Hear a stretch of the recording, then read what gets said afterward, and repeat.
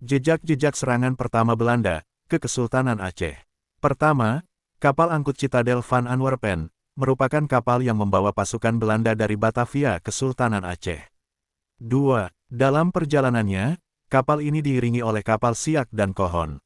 3. Berangkat dari Batavia pada tanggal 7 Maret dan tiba di Pulau Penang tanggal 16 Maret. 4. Di Pulau Pinang, kapal ini sudah ditunggu oleh kapal api Miamix. 5. Tanggal 23 Maret tahun 1873, ekspedisi pertama tiba di perairan Aceh, tepatnya di sebelah barat Krueng Aceh. 6. Komisaris mengirim surat kepada Sultan Aceh untuk mengaku kedaulatan Belanda dan jangan melawan. 7. Surat penolakan Sultan Aceh diterima Belanda pada sore Rabu tanggal 26 Maret tahun 1873. 8. Maka pada sore Kamis 5 Muharram 1290 Hijriah, atau tanggal 27 Maret tahun 1873, Belanda melepaskan 3 kali tembakan meriam berturut-turut jatuh di Gampong Jawa, 12 orang meninggal.